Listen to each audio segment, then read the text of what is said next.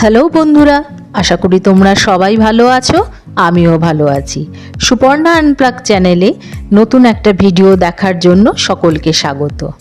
আজকে যে ডিশটা তোমাদেরকে বানিয়ে আমি দেখাবো সেটা হচ্ছে মহারাষ্ট্রিয়ান খাবার সাবুদানার বড়া। এই আইটেমটা অনেকেই হয়তো খেয়ে থাকতে পারো। সত্যি কথা বলছি, এতখানি হেলদি এবং টেস্টি কি বলবো। আমরা সাধারণত খিচুড়ি বা দুধ কলা নারকেল দিয়ে মাখা এটাই খেয়ে থাকি। এই প্রিপারেশনটা বানানোর জন্য আমি নিয়ে নিলাম 250 গ্রাম বড় দানার সাবু।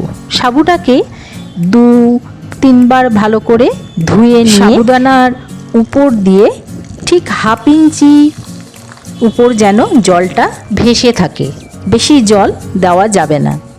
4-5 ঘন্টা এইভাবে ভিজিয়ে রাখতে হবে। ততক্ষণে জলটা টেনে নেবে। বেশি জল হয়ে গেলে জিনিসটা লুজ হয়ে যাবে। এই 250 গ্রাম সাবুতে দিতে হবে গোটা 3 আলু সেদ্ধ।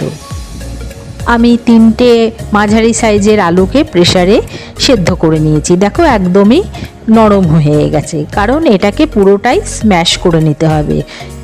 সেটা তোমরা স্ম্যাশার দিয়েও করতে পারো। আমি হাতেই ভালো করে মেখে নিয়েছি। 4-5 ঘন্টা বাদ দেখো সাবুদানাটা পুরো ঝরঝরে হয়ে গেছে। 4-5 ঘন্টা বাদে এটাই যদি একটু জলটা বেশি হয়ে যায় তাহলেই কিন্তু একদম গলা গলা টাইপের হয়ে যাবে। কারণ এই প্রিপারেশনটা করবার জন্য একদম ঝরঝরে সাবুদানাটাই চাই, ভিজবে অথচ মানে নরম হবে না। আর লাগবে রোস্টেড বাদাম। যদি বাড়িতে ভাজা বাদাম না থাকে তাহলে এই কাঁচা বাদাম একটু শুকনো পোলায় মানে কড়াইতে ভেজে নিলেই হবে। আর লাগবে একটু ধনেপাতা কুচি, একটা লেবুর রস, ছোট সাইজের হলে 2টো লেবু আর একটু বড় সাইজের হলে একটা লেবুতেই হয়ে যাবে। এবার সব মিশ্রণগুলো মেলানোর জন্য আমি একটা বড় পাত্র নিয়ে নিয়েছি। চামচ দিয়ে ধীরে ধীরে সমস্ত সাবুদানাটাকে এই বড় পাত্রে দিয়ে দিলাম। আলু সেদ্ধটাকে এত সুন্দরভাবে আমি করে নিয়েছি যাতে তার মধ্যে কোনো রকম দানা বা লাম্প না থাকে। দিয়ে দিলাম স্বাদমতো লবণ এবং এই লেবুর রস, আর 2-3টে কাঁচা লঙ্কাকে কুচি করে দিলাম। এই আইটেমটা সাধারণত নিরামিষভাবেই বানানো হয়।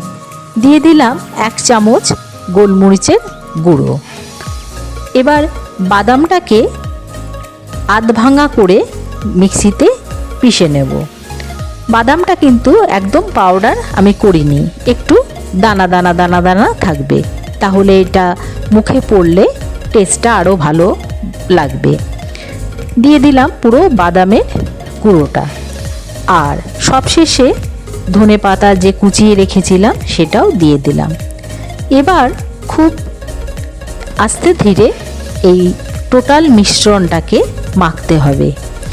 যেহেতু আলু সেদ্ধ রয়েছে যার জন্য সাবুদানাটা একদম মানে ঝরঝরে হলে ভালো হবে, না হলে বাইন্ডিংয়ের সময় লুজ হয়ে গেলে বানানোটা খুবই মুশকিল।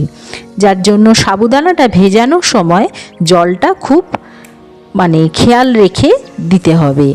একদম সাবুদানা থেকে ঠিক 1/2 ইঞ্চি উপর অবধি জল দিলেই পুরো জলটা টেনে নেবে। আস্তে ধীরে আমি পুরো মিশ্রণটাকে মেখে নিলাম। এই সাবুদানার বড়া সকালের ব্রেকফাস্টে বা সন্ধ্যের স্ন্যাক্সে বাচ্চা থেকে বড় প্রত্যেকেই খুব পছন্দ করবে।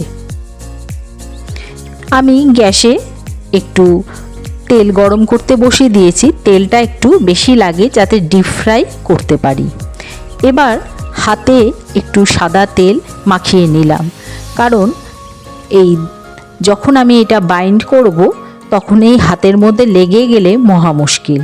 যার জন্য বেশ একটা বড় করে এইভাবে নিয়ে বলের মতো এই দেখো এই বুড়ো আঙ্গুলটা দিয়ে একটা ফুটো করলাম, আর আমাদের রিং ফিঙ্গারটা দিয়ে নিচ দিয়ে ফুটো করলাম, তাতে টোটাল উপর নিচ দিয়ে একটা হোল টাইপের হয়ে গেল।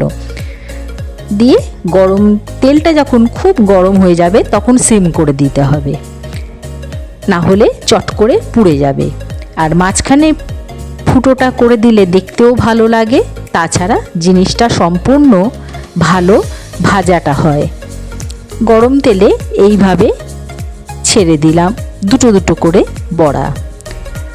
এই সাবুদানার বড়া মিশ্রণটা বানিয়ে রাখলে সকালে চটজলদি বাচ্চাদের টিফিনেও দেওয়া যেতে পারে। খেতে খুবই টেস্টি হয় এবং ঘরে সাধারণত এই সাবুদানার বড়া টক দই সাথে সার্ভ করলেই ভালো লাগে।